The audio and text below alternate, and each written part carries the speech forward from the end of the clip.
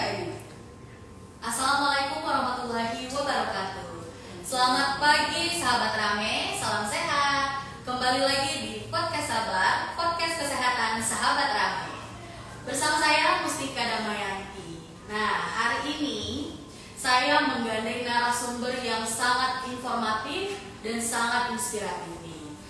Nah, kali ini kita kedatangan dokter selaku penanggung jawab program TBC, yaitu Dr. Emy Lydia ADDN SI. Selamat pagi dokter. Selamat pagi, Assalamualaikum warahmatullahi wabarakatuh. Waalaikumsalam warahmatullahi wabarakatuh. Dan juga kita sudah kedatangan pengelola program TBC, yaitu Kak Mariana Hasibuan AMK. Selamat datang Kak Mariana di Podcast Sabar. Apa kabar hari ini? Alhamdulillah. Nah, baiklah teman-teman semua, hari ini kita akan membahas tema yang sangat menarik nih. Tema yang sangat menarik, yang pastinya sangat informatif dan sangat bermanfaat untuk kita semua. Yaitu hari ini kita akan membahas tentang serba-serbi tuberkulosis. Nah, baiklah. Dok, biar teman-teman semua tahu nih, bisa dijelasin secara singkatnya. Sebenarnya TBC itu apa sih dok? TBC itu mungkin kita sudah pernah dengar ya, apa sih? Dia sakit TB, tapi ngomongnya orang-orang awam itu biasanya ngomongnya paru-paru basah atau apa lagi ya? Flek ya, flek. Nah sebenarnya itu karena paru-paru umumnya menyerang pada paru-paru yang disebabkan oleh kuman Mycobacterium tuberculosis. Umumnya menyerang pada paru-paru, tetapi tidak hanya paru, bisa juga menyerang pada otak, kelenjar ataupun kulit, tulang ya. Tetapi penularan utamanya itu adalah lewat droplet. Droplet itu adalah kontak ketika kita batuk. Seperti saya dengan Mustika ini dengan Ibu Mariana berdekatan, saya batuk, tetapi saya batuk tidak menutup mulut atau hidung, terkenalah Mustika ya. Jadi itu penularannya lewat droplet, percikan air liur. Jadi makanya kalau kita menderita seperti Bu Mariana sekarang ini lagi batuk pilek, sebaiknya kita menggunakan masker supaya kita tidak menularkan orang-orang sekitar kita. Nah, berarti semua orang itu sangat bisa tertular dengan penyakit TBC ini dok ya? Ya pasti. Kita mudah tertular apabila nih kalau kita imunnya turun. Jadi makanya kita perlu makanan yang sehat, bergizi seimbang, perlu istirahat yang teratur ya. Jangan bilang banyak gawe, capek, nggak sempet lagi makan, padahal kan kita harus makan ya, makan terutama minum untuk kekebalan imun kita. Jadi caranya untuk menjaga imun kita dengan makan teratur, makan makanan yang sehat, ya dok ya. Oke baik. Nah sekarang saya mau nanya sama Kak Mariana ya. Pengobatan TBC itu bisa nggak sih Kak pakai BPJS? Oke, saya jawab ya. Ya.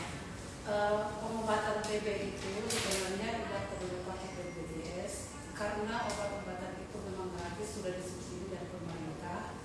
Tapi kalau mau pakai BPJS tidak bisa. Intinya itu sudah obat dari pemerintah, jadi obatnya gratis tanpa dipungut biaya.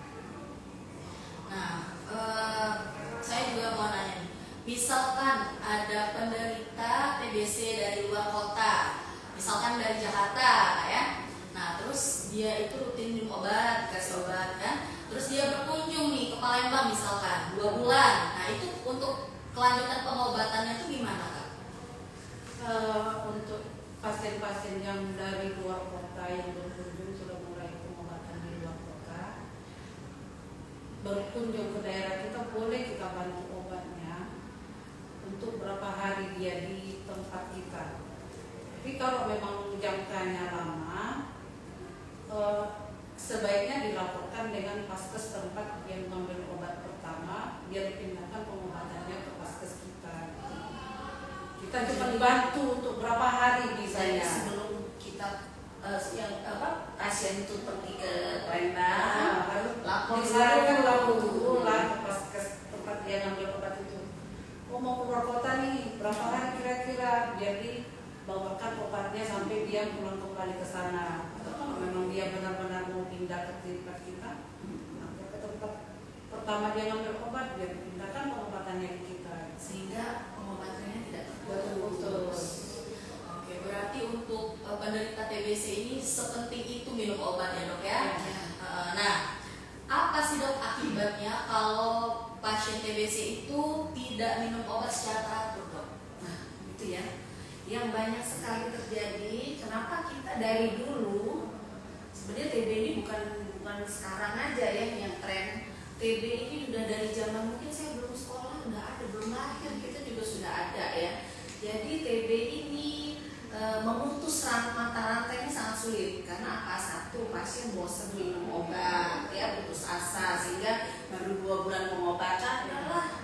Yang kedua, efek samping obat, banyak sekali efek samping obat yang terjadi ketika habis minum obat. Baru habis sebulan aja nanti kulitnya pecah-pecah, bibirnya lah, belum yang sariawan, badannya lemes ya, macam-macam efek sampingnya. Jadi mereka sudah nggak minum obat, akhirnya TB-nya terus berkembang ya, TB-nya terus berkembang karena kuman TB ini spesial tuh gini, begitu dia minum obat seminggu ya, baru seminggu dia cek darah lagi, dia sudah negatif. Karena apa? Dia baru lemes,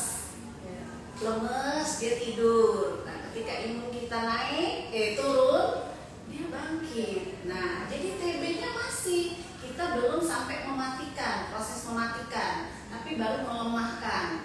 Nah, makanya program TB ini pengobatannya sampai 6 bulan. 6 bulan dipastikan kuman TB mati. Bagian? Oh gitu dok ya.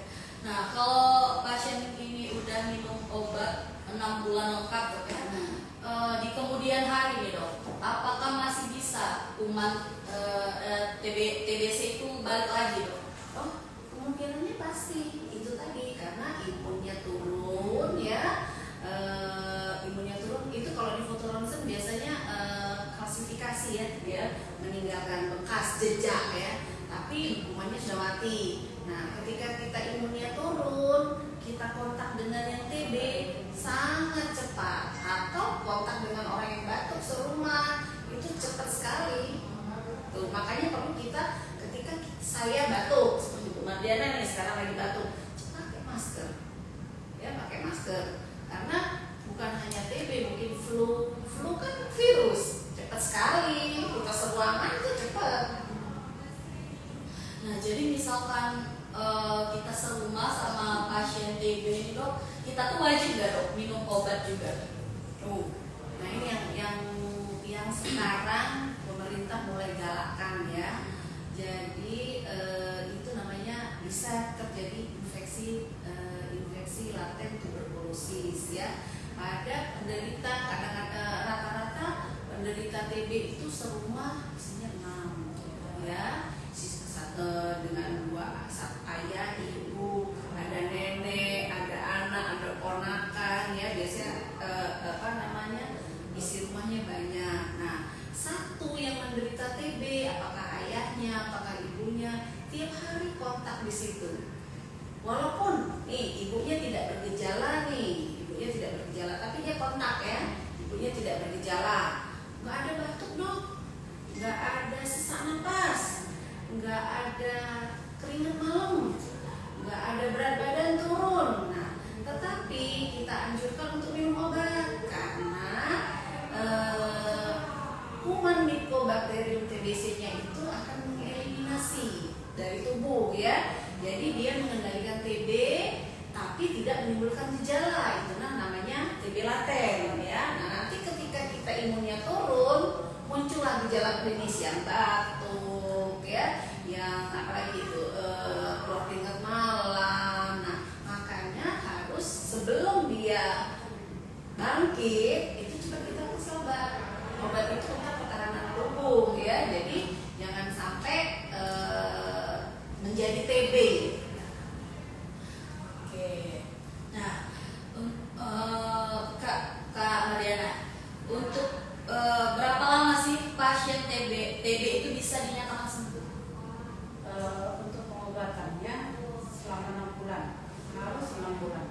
wajib 6 bulan, bukan harus lagi diwajibkan 6 bulan. 2 bulan fase awalnya itu tadi kata dokter tadi itu melemahkan bakterinya. 3 bulan sampai selesai 6 bulan itu dia membersihkan bakterinya sampai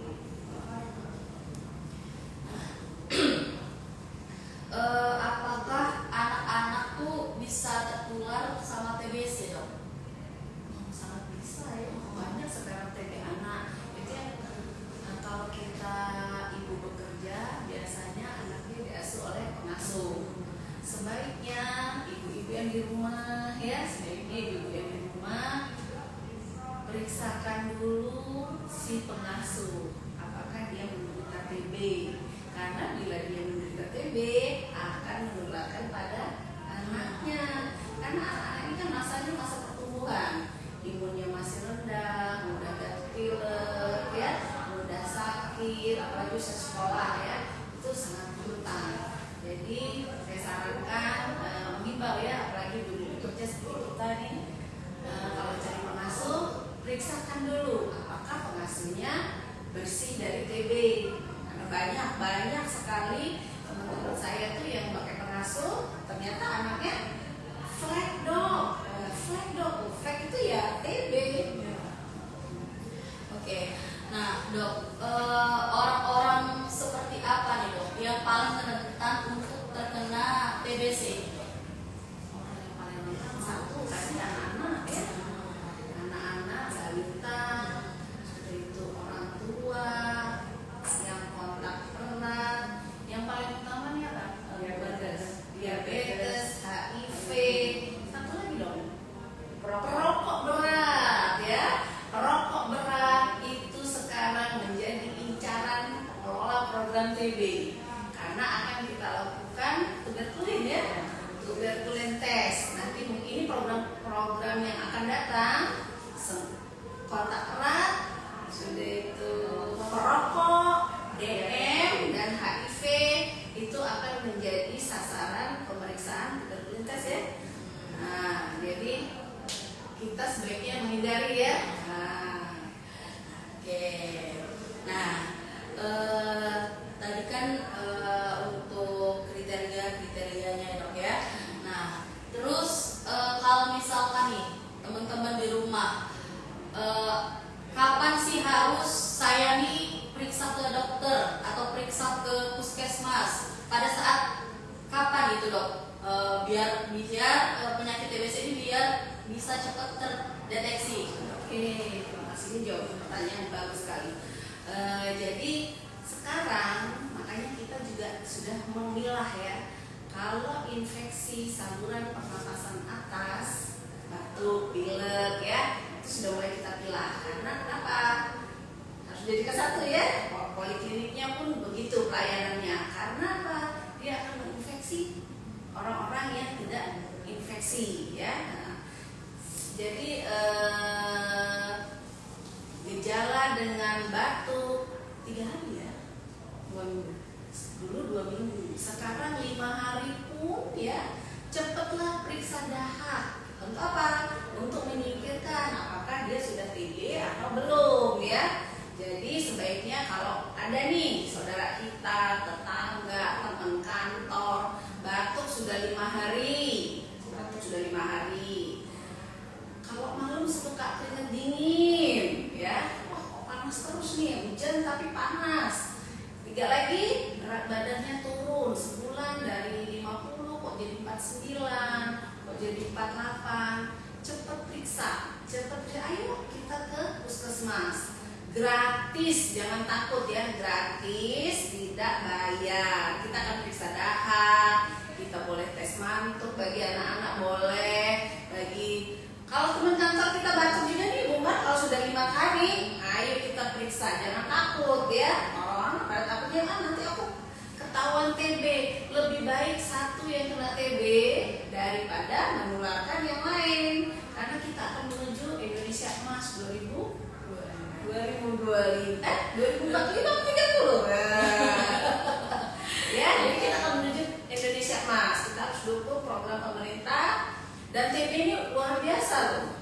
jangan tidak berobat karena obatnya kalau beli sendiri sangat mahal sekali. Sebulan tuh kita bisa mengeluarkan budget 600 sampai 800 ribu ya. Jadi manfaatkan fasilitas yang ada, kita berobat, ikutilah alurnya. Baik, nah buat teman-teman di rumah, kalau udah merasakan gejala-gejala yang kayak dokter Egi sebutkan tadi, buruan diperiksakan ke puskesmas terdekat ya. Nah, oke dok, yang mau saya tanyakan dok ya, stigma masyarakat tentang penderita TBC itu kan udah kayak ya itu TBC loh, ditakut gitu.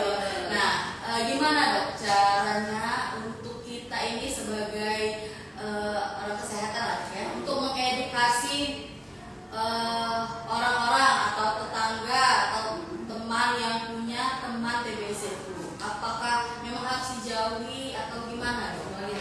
Wah ini bener-bener ya, banyak memang ya sekarang tuh sakit lepra orang takut ya. Padahal kalau yang namanya kusta itu kata kuncinya satu, kontak dekat erat ya, sangat erat dan lama. Kalau kusta itu minimal 5 tahun. Kalau teman kita menderita kusta memang kita harus menjauhi ya, jangan memakai pakaian yang sama-sama, handuk, kasur, sabun, sudah itu apa lagi? Makan. Nah, karena dia kan kontak erat dan lama. Kuncinya kalau kusta kontak erat dan lama. TB sama. Kalau kontak, makanya sebaiknya kalau dia sudah, saya sedih kalau melihat orang TB santai-santai aja, tidak melindungi kawannya, tidak menggunakan masker, bahkan ketawa-ketawa. Ada satu ya, jadi pengalaman saya, pasien saya itu kerja di perusahaan satu ruangan, jadi dia datang dengan diagnosa TB, terus dia berobat, baru makan obat 2 minggu nih, periksa ke laboratorium lain. Kan saya tadi kata kuncinya tadi sudah saya bilang ya, kalau dia minum obat 2 minggu sudah negatif, tetapi kumannya tidur ya, kumannya tidur. Dia memaksa saya untuk mengeluarkan surat sehat dengan hasil lab negatif. Nah, makanya saya kebetulan karena Bu Mardiana teman ya, terus connect kita banyak ke puskes lain juga, saya selalu tanya dengan Bu Mardiana, karena kan kita sistem online nih SITB ya. Jadi saya selalu tanya, Bu Mardiana, ini pengobatannya mulai kapan? Semua akan keluar di komputer ya, semua akan keluar. Oh dok, ini baru pengobatan 2 minggu. Saya selalu kontak, itu Bu Mardiana nggak selalu respon ya. Jadi oh baru 2 minggu. Kenapa? Kalau dia istirahat kan otomatis tuh diistirahatkan selama bekerja. Ya, memang kita tidak mematikan rezeki orang ya, tetapi dia akan menularkan ke yang lain. Alangkah kasihannya teman-teman satu ruangan ya. Satu, kedua kalau dia mungkin bekerja di produk makanan, toko roti atau di food ya, alangkah kasihannya kita setiap hari ketemu pembeli, rekan kerja ya. Jadi menurut saya stigma yang menjauhi janganlah ya, tapi harus kita support bahwa lakukanlah pengobatan. Kita sebagai atasan juga ya sudah istirahat dulu gitu. Ada atasannya juga memaksa saya untuk, dok kan sudah ada surat negatif nih, malah maksa untuk tes IGRA. Dia ini staf yang sangat penting.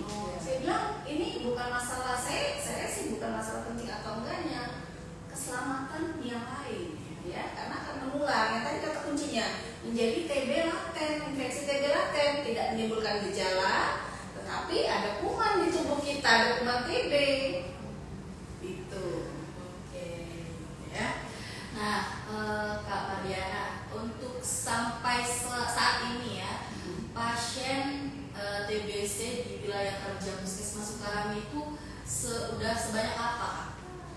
Dari tahun ini ya, dari bulan Januari sampai bulan Oktober, kita sudah menemukan 58 orang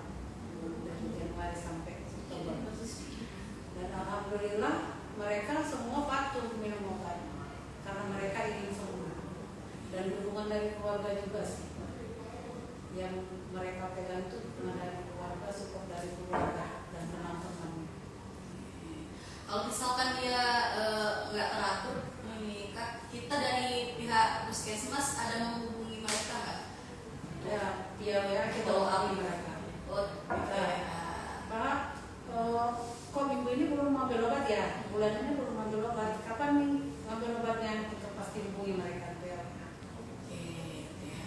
Atau kita juga ada kader ya. Kita ada kader juga. Jadi kader itu akan memantau mereka pasien-pasien setiap hari ya. Iya. Bahkan via WA dan video call ya. Ayo Pak minum obatnya. Karena memang dukungan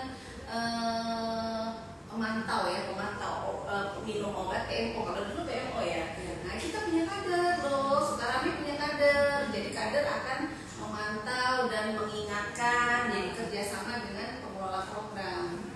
Berarti untuk pengelola program TBC di Puskesmas Sukarami sudah sangat baik sekali dok ya. Oke, Insya Allah ya. Karena tugas kita memutus mata rantai itu sulit sekali ya. Oke, terakhir nih dok ya.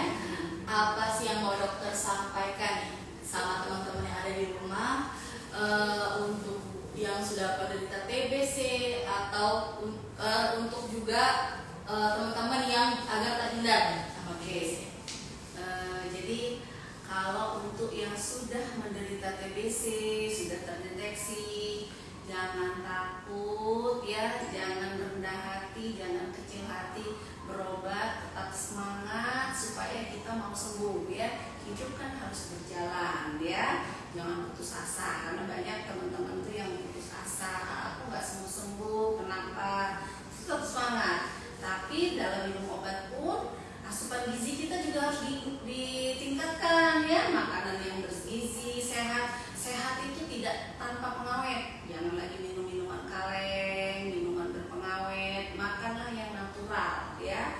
Jangan lagi yang bermicin ya, MSG kurangi sehingga daya tahan tubuh kita menjadi kuat. Satu. Yang kedua, mungkin dukungan keluarga ya, seperti Bu Bang Diana bilang, menambah semangat sebagai teman-teman kantor. Mungkin itu TB jangan pula dikucilkan karena kita kan sesama manusia, justru harus memberi semangat. Yang ketiga lagi, ayo ajak teman-teman, saudara, dulur, siapapun yang sudah memberikan batuk 5 hari, bawa ke puskesmas untuk kita menyingkirkan tersangka TB ya, untuk menyingkirkan. Jadi bawalah ke puskesmas, maka kita akan periksa dahaknya dan gratis, jangan takut, gratis, tidak punya BPJS pun bisa ya kalau TB. Yang diutamakan lagi yang punya BPJS dong kalau berobat ya. Yang keempat lagi, pertahankan daya tahan tubuh kita ya. Gunakan masker kalau memang kita sakit, jadi tidak menularkan kepada yang lain ya. Itu saja. Oke. Nah, pembahasan hari ini tuh benar-benar sangat seru banget nih dok. Banyak yang masih menceritain sebelumnya. Sudah banyak ya dok ya. Tapi mungkin di lain waktu kita akan cerita lagi. Kita terbatas Iya, ya. betul. Nah teman-teman, sangat bermanfaat sekali ya materi kita hari ini, sangat bermanfaat, sangat inspiratif dan sangat mengedukasi kita semua. Baiklah, dokter. Oh ya, boleh Pak. Boleh sekalian. Mari sama-sama kita memutus mata rantai tuberkulosis supaya anak generasi kita menjadi generasi yang cerdas ya, tanpa penyakit TBC. Sedih kalau ada yang menderita TBC itu terus terang sedih, bukan senang ya Bu. Jadi mari kita sama-sama memutus mata rantai TBC dengan minum obat teratur dan mengurangi kontak dengan penderita TB. Tos TB ya? Oh ini Tos TB. Baiklah, terima kasih banyak Dokter Emi sudah meluangkan waktunya untuk memberikan edukasi tentang TBC pada hari ini. Terima kasih juga untuk Kak Mardiana sudah datang ke sini, sudah menjelaskan beberapa pertanyaan dari kami dan teman-teman juga. Semoga di lain waktu kita bisa ngobrol-ngobrol lagi ya. Baiklah, untuk teman-teman di rumah, jaga kesehatan, jaga makan, pokoknya harus selalu sehat dan semangat ya. Baiklah, jangan lupa selalu saksikan podcast podcast Sahabat Rame yang akan tayang kalau nggak salah 2 minggu sekali ya. Nah, Baiklah, mungkin itu saja. Kami tutup. Wassalamualaikum warahmatullahi wabarakatuh.